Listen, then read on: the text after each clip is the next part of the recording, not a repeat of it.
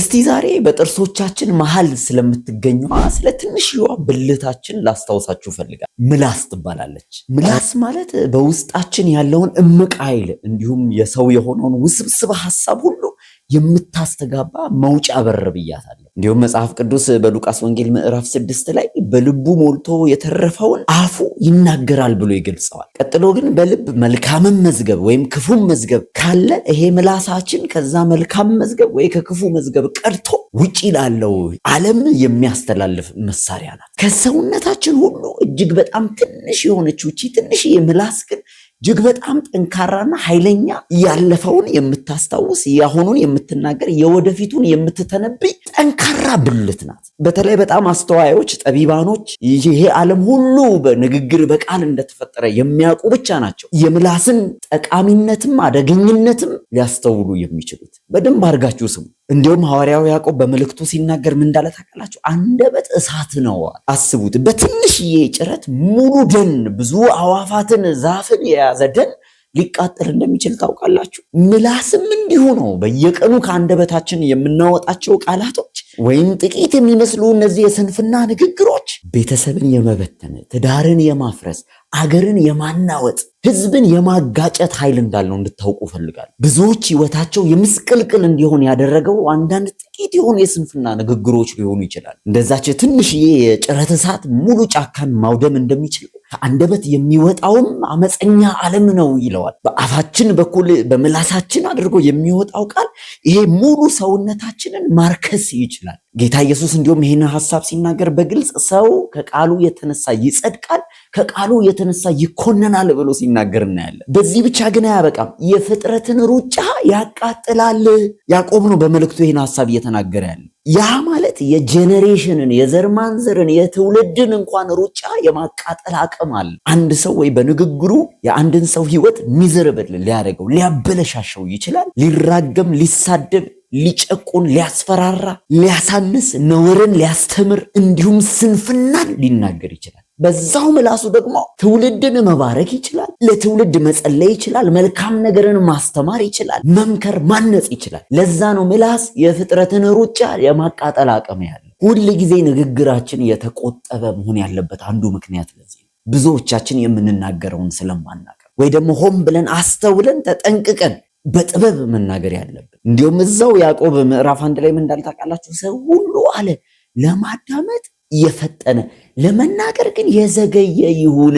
እኔ እንዲሁም የሚመስለኝ እግዚአብሔር 2 ጆሮና 1 ምላስ የሰጠን በደንብ እንድናደምጥ ጥቂት እንድንናገር። አንድ ሚስጥር ልንገራችሁ፣ ስትናገሩ ትታወቃላችሁ። ሰው ቁጭ ብሎ እየሰማችሁ ብቻ እናንተን ማወቅ ይችላል። ለዛ ነው እናንተ ምንም እርምጃ ከመሄዳችሁ በፊት ቁጭ ብላችሁ አንድን ሰው በአንደበቱ በምላሱ በኩል ማንነቱን እወቁ። ያ ሰው ይጠቅመኛል፣ ይጎዳኛል፣ ላማክረው፣ ሚስጥሬ ልንገረው፣ አብሬው ልቀጥል የሚለውን እንድትወስኑ እድል ታገኛላችሁ። እንዲሁም ምሳሌ መጽሐፍ ላይ ሰነፍ ሰው ጸጥ ቢል ወይም ዝም ቢል ጠቢብ ይመስላል። አለመናገር በራሱ በእናንተ ውስጥ አንድ የተሰወረ ኃይል የተደበቀ ነገር እንዳለ ያስመስላችኋል። ይሄ ሁሉ ግን ከምላስ የሚወጣው ነገር ሁሉን የልብን ነገር ዝርግፍ አድርጎ ፊት ለፊት ማንነታችሁን ስለሚያጋልጥ፣ ባጭሩ ግን ምላሳችን ማለት ወይም ከምላሳችን ውስጥ የሚወጣ ቃል ሰዎችን ልናበረታታበት እንዲሁም ደግሞ ልንበድልበት የምንችል ነው። ሰዎችን ብቻ አይደለም ራሳችንንም እንኳን በጣም እንዲሁም ከዚህ የጠለቀ ብዙ የጨመረ አንድ ንግግር አለ መጽሐፍ ቅዱስ ላይ። በምሳሌ ምዕራፍ 18 ቁጥር 21 ላይ እንደዚህ ይላል፣ ሕይወትና ሞት በምላስ እጅ ናቸው እያለ። ምን ማለት እንደሆነ ድንገራችሁ። ምላስ እጅ አለው ወይም እንግሊዘኛው in the power of the tongue ይለዋል። በምላስ ኃይል ነው። ሕይወትና ሞት ማለትም እንቅስቃሴ የሚሰራ ነገር የሚንቀሳቀስ ነገር ደግሞ የደበዘዘ የሞተ ያበቃለት ነገር ምላስ ላይ ነው ውሳኔው ያለው። በምላስ ኃይል ነው ያሉት እነዚህ ነገሮች። እና ይሄን ምላሱን መጠቀም የሚወድ ደግሞ የምላሱን ፍሬ ይበላል ነው እያለ ያለ። ማለት ሞትም ሊሆን ይችላል፣ ህይወትም ሊሆን ይችላል። ብቻ ግን ሐሳቡ በአጠቃላይ እኛ ከአንደበታችን ለሚወጡ ቃላቶች ኃላፊነቱን ወሳጆች ነን ማለት ነው። እኛ በምላስ የምንዘራ ገበሬዎች ነን ማለት ነው። ቃላቶቻችን ዘሮች ናቸው። መልካምን ቃላት የሚዘራ በመከር መልካምን መከር ያጭዳል። ደግሞ በክፉ ቃል የሚዘራ መከር ላይ ክፉ ነገርን ነው የሚያጭደው። ይህንን ካልኳችሁ ግን ታዲያ በዚህ ምላሴ መናገር የሌለብኝ መጠንቀቅ ያለብኝ ምንድነው የሚለውን 5 ነገሮች ብቻ ነግሬያችሁ ይህንን እንማማር እናቆማለን። ምላሳችንን ወይ አንደበታችንን ከነዚህ 5 ነገሮች እንቆጠብ። የመጀመሪያው ንግግራችንን ከማያንጹ ቃላቶች እንቆጥባቸው። ይሄ ኤፌሶን መልእክት ምዕራፍ 4 ቁጥር 29 ላይ ለሚሰሙት ጸጋን ይሰጥ ዘንድ እንደሚያስፈልግ ለማነጽ የሚጠቅም ማናቸውም በጎ ቃል እንጂ ክፉ ቃል ከአፋችሁ ከቶ አይውጣ ይላል። ይሄ ለማነጽ የሚጠቅም የሚለው በግሪኩ ኦኮዶማይ ይለዋል። ይህ ቃል ማለት የሚገነባ ማለትም የማይጨቁን የማይጥል ሌሎችን በሚያጽናና ቃላቶች እንሞላ ነው እያለ። እንዲሁም ይህንኑ ተመሳሳይ ሐሳብ ሐዋርያው ጳውሎስ በቆላስይስ ምዕራፍ 4 ቁጥር 6 ላይ ሲናገረው ከጨው ጋር ኮምፔር ያደርገዋል። እንዲህ ይላል፣ ለእያንዳንዱ እንዴት እንደምትመልሱ እንደሚገባችሁ ታውቁ ዘንድ ንግግራችሁ ሁል ጊዜ በጨው እንደተቀመመ በጸጋ ይሁን ይላል። ንግግራችንን ከጨው ጋር ወይ በጨው ከመቀመም ጋር ያመሳስለዋል። ጨው በዋናነት 2 ዋና ስራ አለው። የመጀመሪያ ያው ጣዕም መስጠት ማጣፈጥ ነው። ሁለተኛው ግን መጠበቅ ነው። ምግቡን ይጠብቃል። ምግቡ እንዳይበላሽ ይጠብቀዋል፣ እንዳይሻግት እንዳያረጅ ይጠብቀዋል።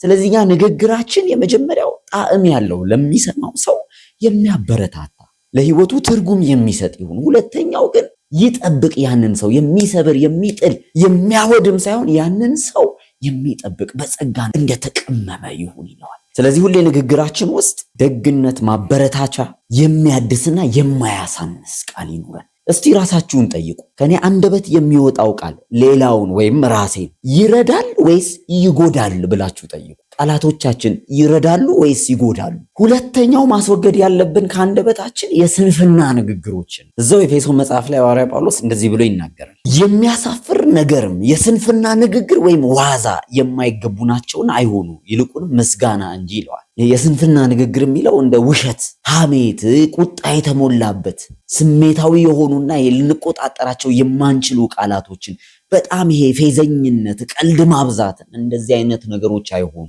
ስንፍና የተሞላው ነው። ከብዙ ቃላት ስንፍና አይጠፋም ይላል ምሳሌ መጽሐፍ ላይ። ስለዚህ ምክንያታዊ የሆኑ የተቆጠቡ የተመጠኑ አስፈላጊ በሆኑ ቃላቶች ንግግራችን ይሞሉ። አለበለዚያ ስንፍና አይጠፋም ከንግግራችን። ዝም ብለን በቸልተኝነት ያመጣልንን አናወራ አናውቅም። ንግግራችን እንደሚያስጠይቀን ታውቃላችሁ። እንዲሁም ጌታ ኢየሱስ ክርስቶስ በግልጽ በማቴዎስ ምዕራፍ 12 ቁጥር 36 ላይ እኔ እላችኋለሁ ሰዎች ስለሚናገሩት ስለ ከንቱ ነገር ሁሉ በፍርድ ቀን መልስ ይሰጡበታል። ቸልተኛ ሆነን የምንናገራቸው ከንቱ ንግግሮች አንድ ቀን ያስጠይቁናል። ከዛ ነው ከቃል የተነሳ ትጸድቃለህ፣ ከቃል የተነሳ ትኮንናለህ የሚለውና የስንፍና ንግግሮችን ከህይወታችን እናስወግድ። ሶስተኛው ኃይለ ቃላቶችን ቁጣ የተሞላባቸውን እናስወግድ። ጠብን የሚጭሩት እንዲህ አይነት ቃላቶች ስለሆኑ ማለት ነው። ምሳሌ ምዕራፍ 15 ቁጥር 1 ላይ የለዘበች መልስ ቁጣን ትመልሳለች፣ ሸካራ ቃል ግን ቁጣን ታስነሳለች ይላልና አንዳንድ ሰው ንግግሩ ሸካራ ነው። እንዴት መናገር እንዳለበት አያውቅም። ያመጣለትን ይናገራል፣ ሌላውን ያስቆጣል። በቀላሉ መብረድ፣ መክሰም፣ መጥፋት የሚችሉ ወደ ትላልቅ ግጭቶች ይቀየራሉ። ፍርድ ቤት ድረስ ይሄዳሉ። ምት፣ ጡጫ፣ ጠብ፣ መጠላላት፣ መለያየት ድረስ ያመጣሉ። ሁል ጊዜ ንግግራችን ልዝብ ይሁን፣ የመማረክ ገርነት ያለባቸው። ያ ማለት ግን እንዲያው ፈሪዎች ሆነን በይሉኝታ የተሞላን ሆነን የምንናገረው ሁሉ የተሸማቀቀ ንግግር ይሁን ማለቴ ሳይሆን በተቻለ መጠን እንደ ጠቢብ ሰው ማረጋጋት፣ ማስታረቅ፣ መዳኘት የሚችል ምላስ ሊኖራችሁ ጸልዩ። በጣም መልካም ነገር ስለሆነ ነው። ብዙ ጠብን ማብረድ ትችላላችሁ። አራተኛው ደግሞ የሚፈውስ እንጂ የሚሰብር አይሁን። ወይኔ በጣም ብዙ ሰዎች አማክራችኋቸው አውርታችኋቸው ስትሄዱ ልባችሁ ይሰበራል። የሆነ ነገር ልትጀምሩ ፈልጋችሁ ሞራላችሁ ሞቶ ትመለሳላችሁ እና ሁል ጊዜ ንግግራችሁ የሚሰብር የሚያቆስል የሚጎዳ ሳይሆን የሚጠግን የሚፈውስ የሚያረሰርፍ ለመሆን መታገል አለባችሁ። እዛው ምሳሌ መጽሐፍ ምዕራፍ 15 ቁጥር 4 ላይ እንደዚህ ይላል፣ ፈዋሽ ምላስ የሕይወት ዛፍ ነው፣ የጠማማ ምላስ ግን ነፍስን ይሰብራል። ጠማማ ምላስ እንዳይኖረን ሰዎችን በንግግር የምንኮንን የምናቆሳቆል የምናባረር አንሁን። በተቻለን መጠን ልባቸውን የምናረሰርስ ቀዝቃዛ ውሃ የምንሰጥ አይዞህ ማለት የምንችል አለው ካንተ ጋር ማለት የምንችል ያ የሚፈውስ ምላስ ነው። የጠቢባን ከንፈር ነው እና እንደዛ አይነት ምላስ እንዲኖረን እንጸልይ። ማንም ጥበብ ቢጎለው ሳይነቅፍ በልግስና የሚሰጠውን እግዚአብሔርን ይጠይቅ ስለሚል። አምስተኛው አድናቂ ወይም ጣፋጭ ምላስ ይኑረን። እዛው ምሳሌ ምዕራፍ 16 ቁጥር 24 ላይ ያማረ ቃል የማር ወለላ ነው፣ ለነፍስ ጣፋጭ ለአጥንት ጤና ነው አለ። ያማረ ቃል ማለት የሚያበረታታ ቃል፣ የሚደግፍ ቃል፣ የሚያቆም ቃል። እንዲሁ ትንሽዬ እንኳን ስህተት አይተን ማጉላት ሳይሆን ትንሽ መልካም ነገር አይተን በዛ ላይ መደገፍ፣ አይዞህ ማለት፣ ጎበዝ ማለት፣ ማደናነቀ ሰዎችን። ምክንያቱም ብዙዎች እዛ በመኮንንና በደካማ በስንፍና ንግግር ተሞልተዋልና በጥቂት መልካም ነገሮች የተሞላ ይሁን። የመጨረሻው እንደ ቦነስ ልስጣችሁ፣ ግን ደግሞ ከሁሉ በላይ እስካሁን ከነገርኳችሁ የተሻለና አስፈላጊ የሆነ ነገር፣ ንግግራችን እንደ እግዚአብሔር ቃል ይሁን። ተናግረን አውርተን ደክመን እንደ እግዚአብሔር ቃል ካልሆነ ምንም ዋስትና የለውም። የተናገራችሁት መሬት የሚነካ ነገር አይሆንም። እንዲሁ የሰው ሐሳብ፣ ምኞት፣ ፍላጎት ሆኖ ነው የሚቀረው፣ ወይ የእናንተ ልምምድ ብቻ ነው የሚሆነው። እንደ እግዚአብሔር ቃል ግን የምትናገሩት ነገር ከዘላለም የነበረ ያረጀ የነጠቀ መሬት የያዘ ነገር ነው የምታወሩት። የእግዚአብሔር ቃል ያድሳል፣ ይፈውሳል፣ ያጽናናል፣ ይገነባል፣ ደግሞ መልካም ያልሆነን ነገር ሁሉ ያፈራርሳል። ስለዚህ የሚናገር ይላል መጽሐፍ ቅዱስ እንደ እግዚአብሔር ቃል ይናገር ይላል።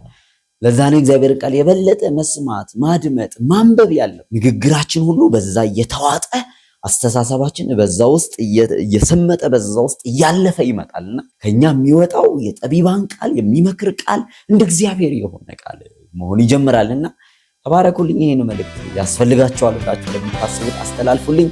ወዳቸዋለሁ። መልካም